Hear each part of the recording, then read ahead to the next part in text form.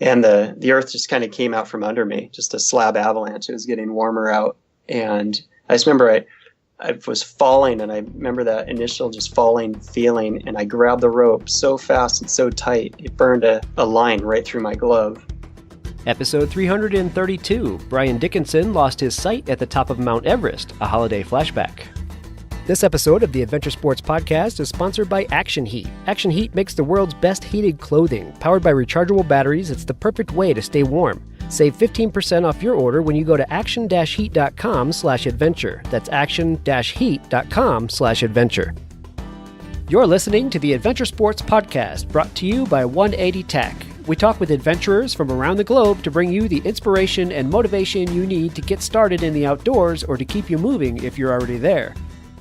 Before we get started, I wanted to give a shout out to our latest Patreon additions. Our newest patrons are Sarah and Isaac. Thanks, guys, for supporting the show. If you're interested in helping support the Adventure Sports Podcast through Patreon, just go to patreon.com/adventuresportspodcast and join up. We appreciate all the help. It keeps the show going and helps pay the bills. Thanks, guys. On with the show.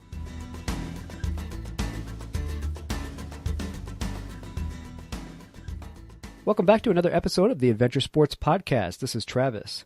So imagine the incredible effort it takes to reach the summit of Mount Everest at 29,035 feet. Now, imagine accomplishing your goal only to lose your sight once you've reached the top. This is what happened to Brian Dickinson on May 15th, 2011. He's with me today to fill us in on how this all came about. Brian, welcome to the show. Thank you. Thanks for having me. Yeah, good to have you.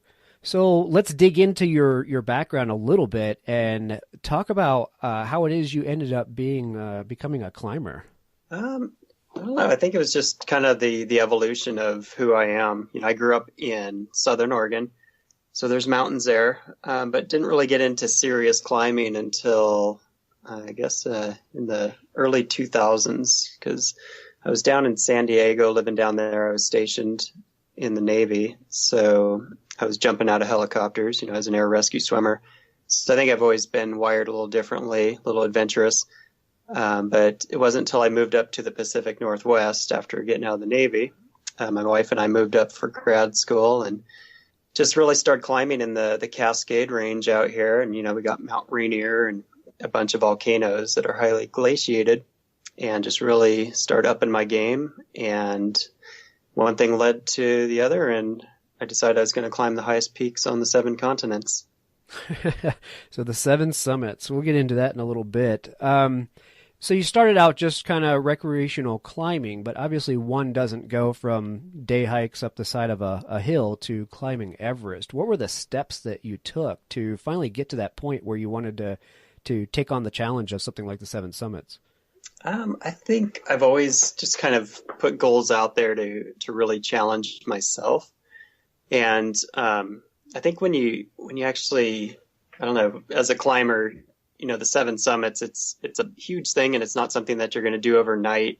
So when you actually consider doing it, I don't know, I think there's a lot of, just being naive early on, just, realizing Everest is out there, but you're going to lead up to it and just build that experience over time. And I think you said it right. I mean, it's a lot of steps getting there, like literally, but it just takes a lot of experience in training. And as soon as I, wrote that goal down, I mean, I took it serious, and I started taking the professional mountaineering courses and going up to Denali and, really hitting some of these really tough peaks and just ensuring that I could do Everest. And for me, I wasn't going to, go the guided route. I went independent. So I wanted to be sure that I was, guiding on other peaks and feeling very comfortable and just, capable of, maintaining life up there, no matter, what the situation, and really just training for the things that were within my control and, planning for the things that are outside of my control. Right. So you said your wife climbed with you at the same time when you started out? No, she's not a climber. Like she's went to Russia and went up to like base camp on Elbrus with me, and she and my kids have climbed the highest peak in Australia. But my wife, she didn't do like anything too major. She's scared of heights, and we're completely opposite. Okay. Well, I asked that because I was wondering if she had that frame of reference to relate to what it is you went through up on Everest, which obviously we'll talk about in a little bit. But I wondered if she could kind of put that in perspective from her experiences, but it sounds like she's not gotten to that point herself. No, far removed for sure. So the question, why climb? Why do you do it? Obviously, it's inherently dangerous on these higher peaks that we're talking about. What's the draw to it? I think for each climber and, people that don't climb, I mean, just whatever you do in life, I think you just answer things a little differently based on the person that you are. And for me, it's definitely evolved over time. It's a huge challenge. It's physically demanding, which I really enjoy. I love really pushing myself beyond my perceived limits so I can see, how far I can go. And to me, that's truly living. I mean, you can just kind of float through life, but I think that's a waste. I think there's just so much to experience in life that if you're not challenging yourself often, then, every day is just a waste. And, honestly, just getting away from the craziness that exists at sea level. There's so much just clutter that occurs down here.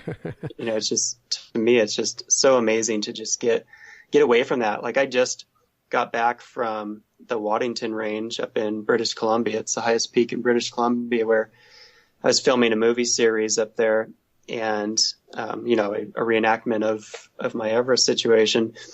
And we were just immersed in it, and it's very Himalaya looking, and there wasn't anyone else for, hundreds of miles.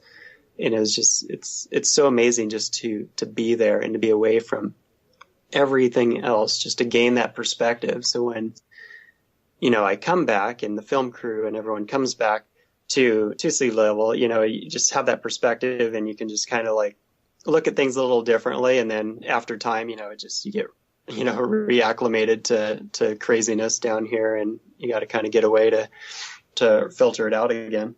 Yeah, I'm sure it feels to you like you're back at home when you're up in those mountain ranges. Mm-hmm. Yep. So the 7 summits, let's go into that a little bit. You wanted to, for lack of a better term, bag the 7 summits. I mean, we used that, in Colorado for bagging 14ers. It seems a little too light of a term when it comes to the highest peaks on each continent. But go ahead and explain to our listeners what the 7 summits is and what it is that made you want to conquer that. Yeah, so I think when I got into climbing, I honestly didn't even have a clue what the 7 summits were, which I'm guessing is the majority of people in the audience and everyone. But yeah, I was just talking to a friend after I got into climbing, and he mentioned it, and I did some research and just realized that not many people had climbed the highest peak on the 7 continents. And it just sounds like an amazing journey. I love to travel. I love to experience different cultures, and, I love climbing. So it was just a great blend of everything. So I just decided to do that and set a goal, and, to look at, as far as timelines and training and everything, just how I could make it work over the next, 7+ years. Yeah, it's a pretty serious endeavor. So how did you start out? Was it, Kilimanjaro first, or I assume you ramped up as you went? You obviously didn't catch Everest the first time out. No, but so since I'd been climbing here in Washington State in the Cascades, training on Mount Rainier, my first of the 7 summits was actually Denali up in Alaska. And I did that guided, and I didn't summit. We got within 1,000 feet, and just weather was really bad. So my first experience was actually, I don't know, you can call it a failure, but we all survived. So I guess it's success. Right. But, it is tough, because it's like when you have this huge endeavor, and then it's like, whoa, I didn't even stand on top of the first one I attempted. Where do we go from here? And I think it's true in life. You run into walls, you run into obstacles, and you kind of have to regroup, figure out, what the priorities are, if things are still important, and just realize that, it's not a huge deal in most cases. You take a step back and continue, then moving forward after you get some perspective. And honestly, I've climbed all of the 7 summits stood on top of 6 of them. I've been on Denali 3 times and still have not summited. So that's the only one that's not working out for me so much. But, you know, every time I come back, it's a good day to live, and there's reasons for turning around. And as far as I know, the mountain's still there. So I think one thing I've learned in life, you know, through this is that it's okay to be, you know, fulfilled, and it's okay to not stand on top of the summit, to not reach those goals, because the experience along the way is, you know, irreplaceable. And, you know, I have stood on top of Everest and all the other peaks, so I don't feel like I'm lacking in any way. Yeah, I'm sure. Well, you have to keep that mindset and look at it that way. You're better off walking off the peak than never coming back off again. So it's all, like you said, it's always going to be there. It's not going anywhere. So does that get to you at all, though? I mean, I got to think that, you know, 3 attempts and still not having gotten up there, I assume you're kind of holding that out, saying eventually I'm going to get up there, or do you think that you've made your attempts and you're done with that one now? Well, yeah, every time I come back, I say I'm never doing it again. And just like any extreme athlete, you know, you have short-term memory, and you start looking at the pictures and the memories and everything else, and you forget about the misery, right? And the suffering that occurs. So yeah, I never say never, but you know, my kids are 10 and almost 13, and you know, my son he's 10 and he loves climbing with me and just doing different adventures. So I always say there's no shortage of adventures on this earth. And what I don't want to get into is just this, you know, cyclical, you know, thrashing of Denali, like I just got to get back type of thing, because I think that ends up affecting more in your life negatively. But if the opportunity exists and I can get the right people to climb, because that's always important, just having a strong team.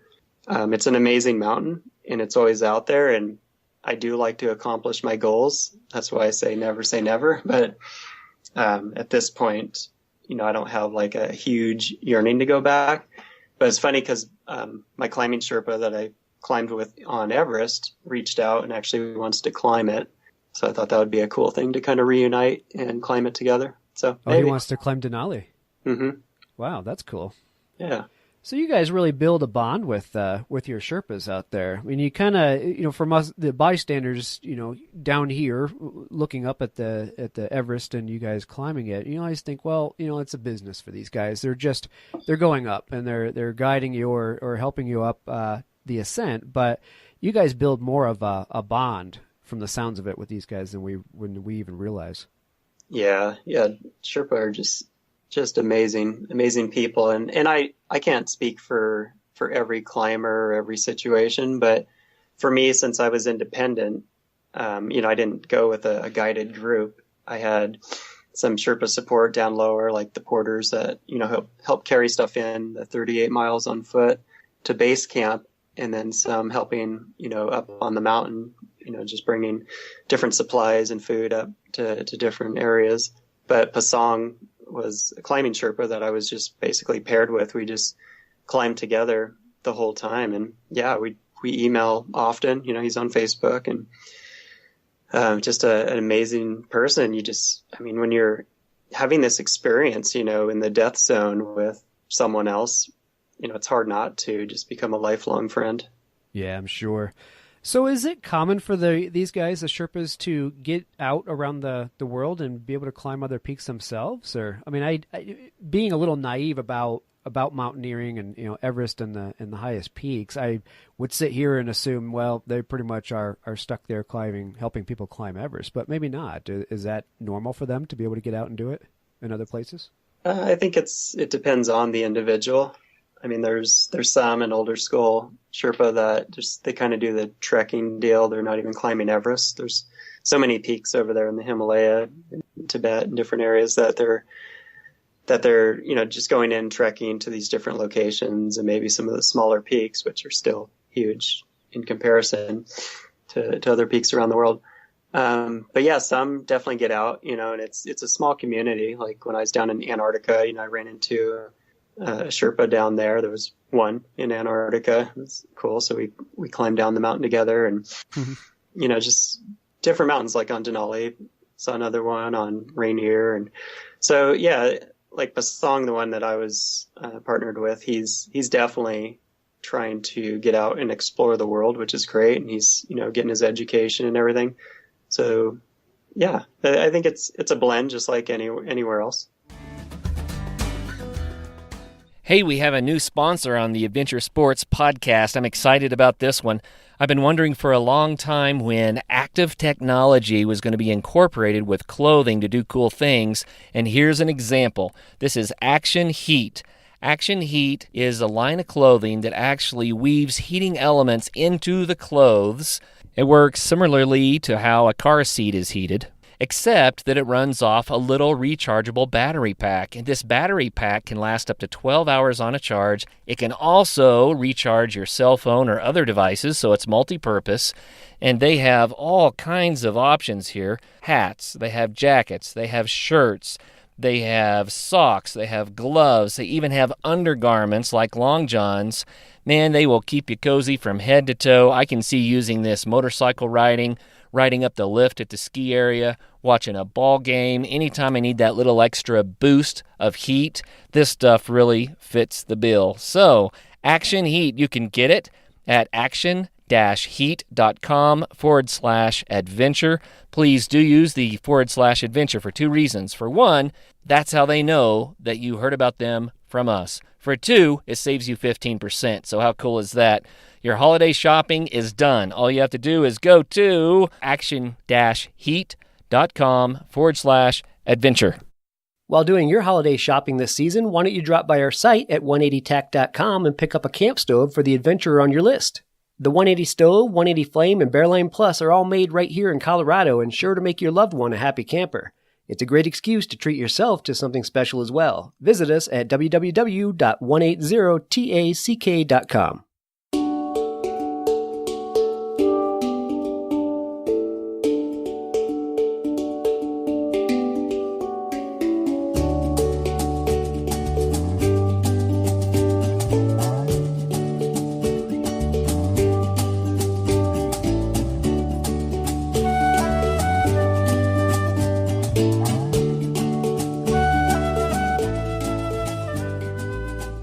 All right, so let's talk about Everest itself.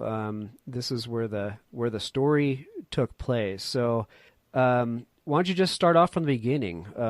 You had gone and climbed some of the peaks of the 7 summits, and eventually made your way to Everest. So, tell us a story about getting there and heading up, and all the events that occurred after that. Okay, yeah. So it was in April 2011. So it's a 2-month expedition. Flew over, had to say goodbye to my family for a 2-month expedition, which is never easy. It's honestly the hardest part. The climb itself is super difficult, not to downplay that, but just, with climbing, and even when I was in the military, it's like physically, most people can build up and get through anything. It's the mental aspect. So on Everest, it was no different, just the mental and emotional. So got beyond that and, took care of everything back home and, had a communication plan in place, but got over to Kathmandu, did the little tour, and then flew into Lukla, which is the shortest and most dangerous airport in the world. It's just on the side of a mountain. And then from there, it's 38 miles on foot. So just, a week and a half hiking into base camp, and base camp's at 17,500 feet. So you're acclimating just to get to base camp. And then first thing I did is, pretty much dropped our gear. A day later, hiked, I think it was like 20 miles out to Island Peak, which is a 20,000 foot peak, and climbed that to acclimate. So basically, acclimation is to help your body adapt at the higher altitudes, because on Mount Everest at 29,035 feet, it's the same altitude that major jet airliners fly at. So if you were to pluck your body from where you or I are at right now, put you on the summit, you would pass out and die. You just can't survive up there. There's only a third of the air. So the acclimatization process actually forces you to, get up in the higher altitudes, and you come back down. So we basically call it rotations. You go up, touch a camp, come back down, rest for a few days, and your body will produce red blood cells, which carry more oxygen. So you just continue just going up and down the mountain multiple times. I think you climb the mountain like 5 times before it's all over. And after about a month, you're in position to actually make a summit attempt. So as high as you'll go is Camp 3, which is basically up Lhotse face. Lhotse is the 4th highest mountain in the world. So you basically climb up that and then cut over to get to the highest camp in the world on Everest. And, it's a long process, but when you're there and you're acclimated, it's amazing. It's just amazing to see how the body responds and how you can just survive in those altitudes. So just kind of jumping a month into it, when I was fully acclimated, I went all the way back down to base camp and waited for a weather window, and it was a few days. And basically you need a 5-day weather window, which on Everest, there's only a couple different days that you can actually summit because it's so high up in the jet stream that it kind of creates its own weather pattern. And, got the window. So started heading up the mountain, bypassed Camp 1, went through the Khumbu ice fall. That's where the huge building size blocks of ice are, and all the ladders. Same area where, 16 Sherpa were killed a few years back when a massive piece of ice calved off and crushed them all. Got up to Camp 2, and then, the next day headed up to, actually I rested one day there, and then the next day headed up to Camp 3. And from there, it was just myself and Pasong. And early in the morning, we took off, and we were heading up Lhotse face, which is just a straight up, just imagine miles of just straight up a wall of ice. And there's fixed lines, so there's ropes where I have all my gear on, crampons, spikes on my boots, harness with multiple devices that are attached to that rope, which is attached to anchor points that Sherpa and guides and people will attach to the mountain, so that you don't have to be like roped to another person. You're basically roped to the mountain. So if you fall, you only fall to the next anchor. So I'm hiking up from Camp 3, trying to get up to the high camp, and then would go for the summit later. And about 1,000 feet above Camp 3, I stopped to get some water, and I had a supplemental oxygen mask on. And so basically a mask, which has a strap that goes over the forehead, and then goggles. In order to drink, I have to take all that gear off. So I'm sitting, just imagine the side of a wall, and I'm anchored off to that. And I take my goggles off, put it around my arm, and then take my mask off, and my foot slipped out. And I went to reach for the rope that I was attached to. It was just a natural reaction, and my goggles actually slid off my arm and slid down the mountain. And I figured they were gone. And, it's so bright up there, and it's just really, really dangerous to not have your eyes protected. And I figured if I didn't have my goggles, I was pretty much done. I had sunglasses, but with the oxygen mask, you can't really wear glasses because it pushes your glasses out too far, and you'd get snowblind underneath. But some Sherpa down below, about 500 feet below, were waving at me. They actually said, they're letting me know, they're gesturing that they got my goggles. Wow. Yeah. What are the odds? Well, it's just a miracle in itself. So I came off oxygen. I anchored my pack and everything to the line right there, the anchor, and I rappelled down. But when I got to them, they were cracked. And goggles have 2 lenses, an internal and external. The internal was cracked. So, without really thinking too much about it, I put them on and started climbing back up. And goggles will freeze and fog and freeze anyways, just because the contrast of your hot breath and the cold outside. Well, mine were freezing between layers.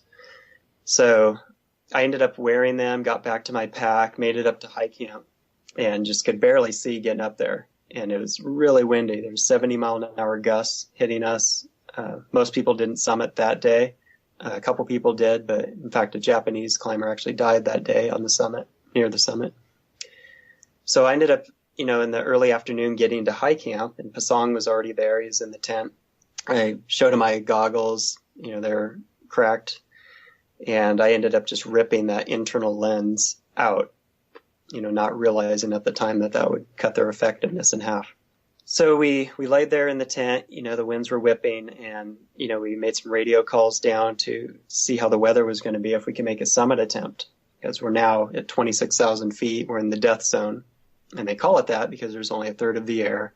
You just cannot survive long up there. Like if you cut your finger, it won't heal. It's an insane place. Just not many places, only 14 other places like it on this earth.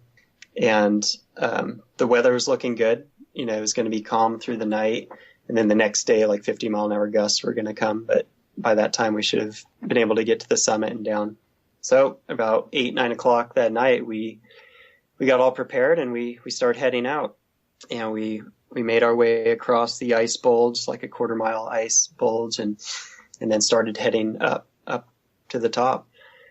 And Pasang started like kind of inching away. He was just slowing down, and I continued moving. I got to the halfway point.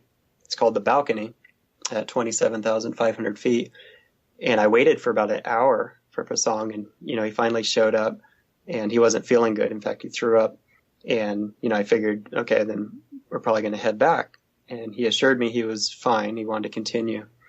So we continued, and not far from there, about 28,000 feet, he finally said he was done. And, strong guy, he already had a couple summits under his belt. But he's just, it's Everest, it's the death zone. And, you live and die based on decisions. So we were kind of at that point. He's going to go back. He actually said he was going to wait at the balcony. And, I'm weighing out things like, how am I feeling? I'm strong. How's the weather? Weather was good.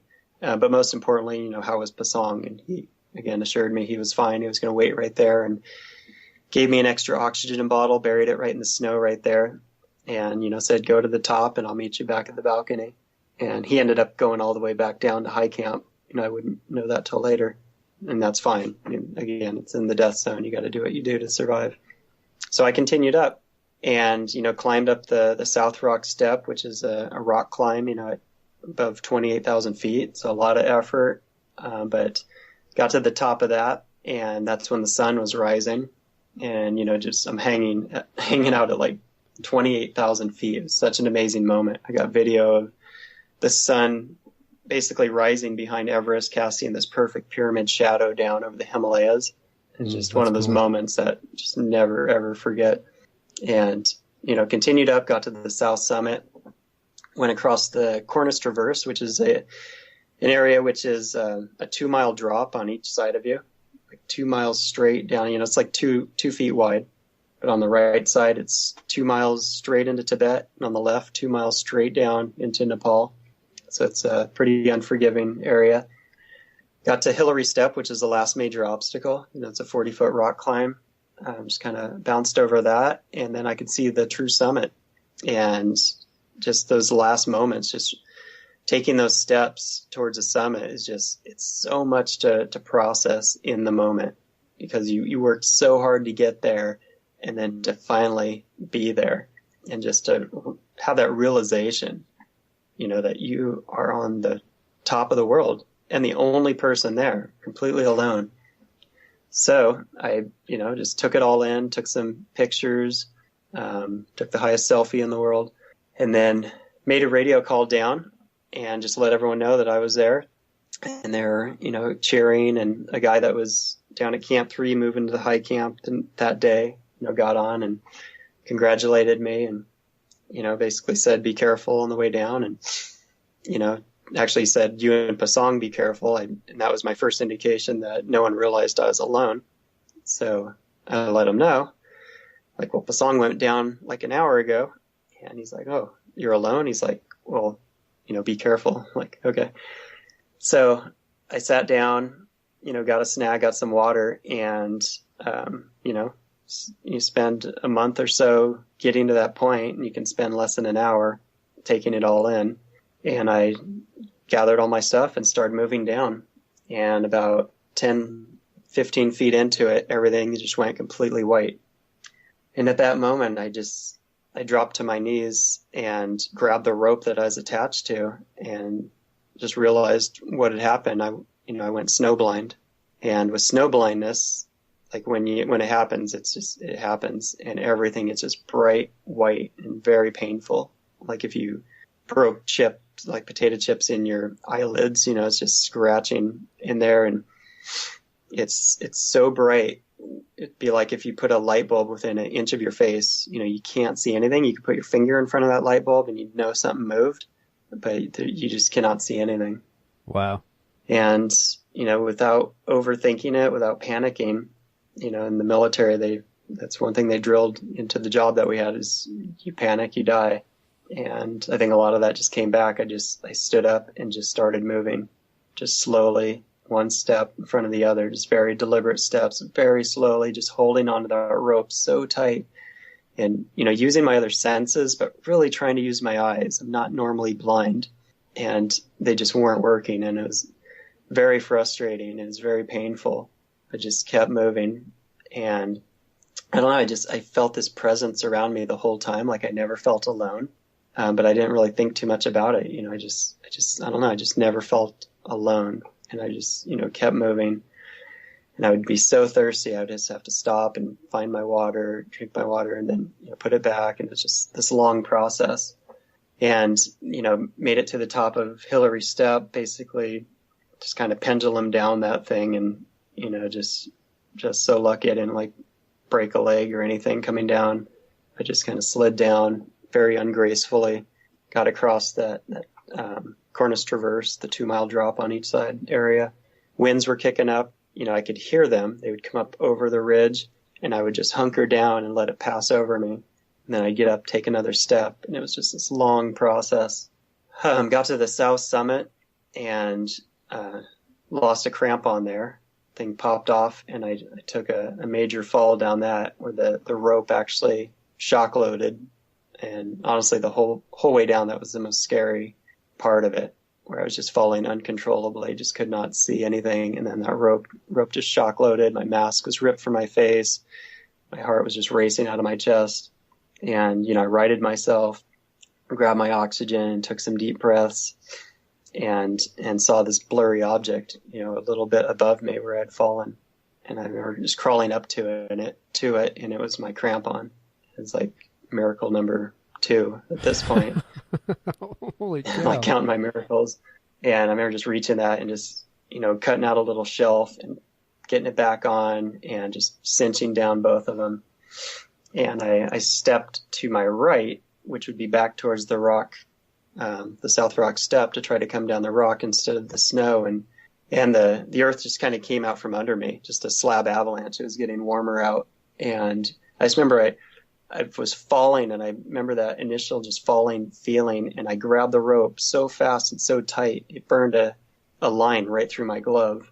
And I remember that pain I felt on my palm, but just my heart was just racing again, and just like holding on that rope and just calming myself down again. So I got over to the South Rock Step and, slid down, got to the snowy area, pretty close to where Pasong had left. I remember being happy to be at that place because it was, snow, just making my way back to the balcony and then down to the South Col, the high camp. And I almost walked right past the oxygen bottle because it's like this bright orange, fiery glow. And I remember just laying down next to it and fumbling with my regulator and getting it on there, getting it off of my bottle and onto that one. But no air was coming out of it. And I knew that mine wasn't going to last much longer. And I tried for a little bit, but it just wouldn't work. And I don't know why, but I put that extra 15 pounds, that other bottle, in my pack, reattached mine and put the other one in my pack and just started moving. It's the death zone. So you're just kind of like, not thinking clearly. And at this point, I'd been climbing for over 30 hours from the day prior to this point. Got to the balcony and Pasong wasn't there, and I just assumed he must have went down. And, got a snack and just kind of got my gear ready to head down that last, halfway to get to the high camp. about 20 yards into it, my mask just starts sucking into my face. And I remember just dropping to my knees and just ripping my mask off and just trying to breathe the thin air. And, I just, at that moment, I just gave up, just surrendered, just prayed, just said, God, I can't do this alone. Please help me. And, almost immediately, I felt this energy come over my body. And, I just felt lifted to my feet. And the first thing I did was try that other bottle. I grabbed my regulator and was just fumbling. And as soon as I attached it, there was a positive flow. And I remember just taking like 5 deep breaths of air, and it burned. It was like fire entering my veins and my body, but it gave me life. And without overthinking it, I placed everything, my bottle and everything back in the pack, and just, as fast and safe as I could, just started going down the mountain. It was like 20 pitches of rappelling. And, eventually, it should have taken me 3 hours to get to high camp. This would have been about 7 hours later. People down below thought the worst had happened. And I come stumbling in, and, I'm about a quarter mile from where the tents are. And out of nowhere, Pasong hugs me. He's like, Brian, you alive? And at that moment, I knew I was alive and never saw him coming. He just hugs me, and then we turn, and he helps me get me back to camp. And, I collapsed in the tent, and I basically fell asleep for 15 hours. My eyes were glued shut, and it was even more painful the next day. And, but I had Pasong, and, we still had to get down. We were still to get down Lhotse Face, get down to Camp 2, and the next day get through the Khumbu Icefall, across the ladders, and get to base camp. And then, 2 days to get the 38 miles out to Lukla to fly to Kathmandu and back home. Wow, so you actually hiked down back out. You didn't get down to camp and fly out at that point. You still had a lot of hiking to do. Yeah. Yeah, my eyesight didn't come back for about a month and a half. So my right eye was coming back a few days later, but my left was completely blurry and, slowly coming back, but wasn't fully back for about a month and a half. Wow, that's incredible. So Pasong probably just thought the worst, that you had died on the mountain. He was probably, I'm sure he was pretty torn up, the fact that he had to go back down and left you up there, huh? Yeah, and that's something he said. He's like, I'm so sorry I leave you. And that surprised me because, he's such a great guy. But it was, it's a discussion that we had. And, you make those decisions on a mountain. And at the time, it made sense. He was going to wait right there. I felt good, and, we had that conversation. But yeah, I mean, it would be horrible, if something happened to him or anything. So you go through life and you make these decisions, and fortunately sometimes they work out. And yeah, we're definitely closer because of it. But yeah, it was definitely nice to have him there, and when he just hugged me out of nowhere, it's like, wow. I'm sure. Well, it's amazing we can take something like a pair of goggles for granted like that. You just don't think much about it. You just think, I'm going to have my goggles, and it's not like you're carrying extra sets of everything with you. You can't do that, obviously. So right. Something as simple as a pair of goggles can cause all this turmoil. Yeah, and it's interesting because I speak a lot and do media and everything else, so I always get the common questions. And it's true. I mean, you go to any guiding company, go to their equipment list, it's one pair of goggles. And typically I don't even wear goggles. I wear sunglasses. They wrap around better. They're more comfortable. I because of my experience, I do bring extra goggles. I'm sure. On certain, but the reasoning it's a little different, because even in my situation, I don't know if I would have been swapping out goggles necessarily. I may not have rappelled down to get the others. I would have had a separate set. But, I didn't realize that, they were, by ripping the internal lens, that it would have caused that. And, just being off, exposing, especially I have blue eyes, so I'm more susceptible to snow blindness. On Everest, every bit adds up. So anytime that I was, taking my goggles or glasses off, it was all adding up. So it was just kind of like the perfect storm. When I was in Antarctica later that year and on Denali the next couple times, I will bring extra goggles, but a lot of times it's because when one freezes, I'll swap it out and use the other pair, so I can warm one pair while the other's freezing. So it's kind of for a different reason. Right. But definitely I'm very much aware of snow blindness, so I'm very keen to it. And when I bring people up, even on Rainier, I brought some former Navy guys up on a little expedition this summer. And, I'm like, I don't know, now I'm like the grandpa, like, hey, you better watch your eyes because put your glasses on. Yeah. That's funny. Hey friends, it's really been fun the last couple of weeks watching the early season snow start to blanket the high peaks. Winter is on the way. Bentgate Mountaineering is ready to help get you prepared for your epic winter. Come check out the latest in alpine touring, telemark, NTN, and splitboarding gear. They have brands like Black Crows, DPS, Dynafit, G3, Icelantic, K2, Technica Blizzard, Arc'teryx, Mammoth, Solomon, Volley, Neversummer, Jones, and BCA. And you do need to be safe out there. Bentgate has the latest in avalanche safety gear. They have beacons, airbags, shovels, and probes, and they're ready to help you educate yourself on snow safety. They also rent out gear, so you can get your skis and your boots there, as well as your avalanche safety equipment.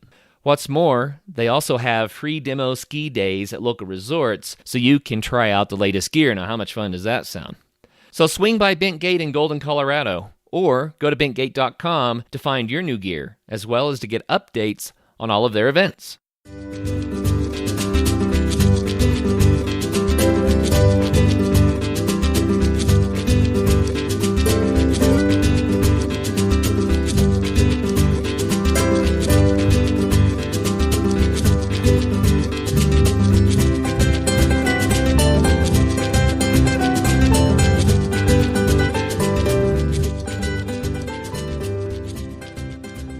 So did you know is snow blindness when it happened? Were you trained to recognize that? Yeah, I'm aware of things that can happen on the mountain. In fact, when I was heading up to high camp earlier, the day prior, there was a guy that was snowblind that was being helped down the mountain. So it's kind of ironic. It's kind of, I was looking at him going, oh man, that's horrible. I'd hate to be that guy. And then, hours later, I was that guy. So it's definitely aware. But with snow blindness, I mean, there was no reversing it. Usually it takes on average 24 hours to get over it. Mine was just very extreme. Yeah, and that's the crazy thing. When I first heard about your story, I assumed it was cerebral edema, swelling of the brain, which can cause blindness. So you just think altitude, lack of oxygen, that can be a common problem. So when I found out it was snow blindness and that snow blindness, yours lasted, a month and a half. Man, that's kind of worse in a way because it lasts so long, at least with, as long as, you don't pass out or die from the edema, you can actually back down off the mountain some and get down to a lower altitude and have it reverse the effects. But you had to deal with this lack of vision for a month and a half. Yeah, I definitely don't recommend it. I can't imagine. So you hike down, you finally fly out. Did you go straight back to Washington at that point, I assume, and obviously seek medical treatment and meet up with your wife? Yeah, man, I was so beat up looking. I mean, I lost 20 pounds. I had 2 black eyes, couldn't see anything, and I'm flying home alone. So I had to fly to Bangkok, get a hotel, and I'm stumbling around, Bangkok, just bumping into people, and it was a mess. But yeah, the next day flew to Taiwan and then to Seattle, and the plane was delayed, so I didn't get to see my kids. They were in bed, and my wife was at the airport. And so pretty much the next day, I think Fox News was in my house, and had bright lights and cameras and everything else going on. So that sucked. But the last thing you want is bright lights in your face. Oh my goodness, yeah. It's like this. I was on stage at my church and everything, telling my story. But but then I went to the doctor, and they just said it wouldn't be permanent and don't drive, and it's just normal stuff. It just took time. It had to be a sweet reunion with your wife at that point for the both of you. I mean, Yeah. have all this occur on Everest, and not the worst that could happen, but still pretty bad. It's got to be a scary moment and a sweet reunion. Yeah, definitely. I mean, just a survival moment for sure. Just puts things in perspective, and then to see the kids too. And it's when I climb, I take calculated risks, and I haven't had any situations that have been bad. I mean, a lot of people die on mountains, and I've had a lot of success, and I think try to be smart, and basically working on avoidance, avalanche avoidance, everything else. If it's your time, it's your time. But this is definitely a scenario that gets you thinking, and obviously there's the mass majority of people on this earth would never climb Everest or even climb in general, so they're not going to understand. They're just going to see the one perspective of it. But for those that are closer to these type of extreme adventures, they get it, and they understand. And when you do train and you are there, and you are wired a certain way that you're good at doing these type of things, and you try to avoid going snowblind or anything else. But stuff happens, and it did. And fortunately, I was here to tell the story, and to now cherish those moments with the family that much more, and just be a better person because of it and help others. Yeah, absolutely. That's a gift in and of itself. Well, adventures don't have to be dangerous. They can be safe. You can be trained, and you can be safe about it. And yeah, I agree. I think a lot of people don't understand that. They see the word adventure as extreme sport, taking a risk with your life, and it's not necessarily the case. Obviously, you're taking more risk, but you've had a lot of training in your life to learn how to deal with it too, and make smart decisions for sure. Yep. All right. So you wrote a book about this. That's how I found you. So the book is called Blind Descent, Surviving Alone and Blind on Mount Everest. Tell me a little bit about the book and where people can find it. Yeah. So when I got back, I connected with a literary agent, working title agencies in Tennessee, near the Nashville area. And they connected me with Tyndale House Publishing, and then went through the process of writing a book. I actually had most of it because Climbing Magazine was doing a blog on me my entire journey. So I was just able to kind of transform that into a book, and then the editors turned it into, better than a fifth grader writing. And so I was happy with how that turned out. But yeah, it's called Blind Descent. It's on Amazon or anywhere you can buy books. There's just released an audio version of it this year as well. But it's on all flavors of books that you can get: hard, soft, ebooks, Kindles, audio, and then I'm on all flavors of social media as well. I probably do more tweeting than anything, but I try to, always capture all of the pictures and adventures that I take, and just bring people along for the journey, because most people would never step foot on some of the places that I'm fortunate to go to. Yeah, it definitely allows people to live vicariously. I was looking at your Instagram account, and you have some amazing footage and photos in there. If people want to go check out Brian's Instagram, it's at Brian C. Dickinson. In fact, Facebook, Twitter, Instagram, they're all under that same handle, so check him out there. What I saw was video clips from the film shoot that you're doing up in Canada. So are you allowed to tell us a little bit about why you're up there? Yeah. So I will be a feature in, it's a 10 disc series. It's actually a marriage series that Kingdom Works Studios putting out. It should be in spring of 2017. So mine will be a feature of one of the DVDs, and they're using my experience to help marriages, apparently. So it should. You get mad at your husband? Send him to Everest. Something. Yeah, it'll be interesting. No, they've definitely produced some quality stuff. So the shoot itself was very. It was an experience. I mean, we had to helicopter up to the Waddington Range there, and basically just lived up in the mountains, and just had all the film equipment, the producer and director, and just basically anchoring them down to keep them safe while I was, reenacting a lot of, what I went through, it's actually very emotional to go just back, like, mentally to that place and have to do it and then do multiple takes on it. So it should turn out pretty good. I'm, excited to see how it turns out. But yeah, I'll definitely be posting more through social media as I learn more about it. Yeah, very cool. Yeah, I imagine people can follow you and find out when that gets released as well. So, well, I can't wait to read the book. I'm definitely going to pick it up.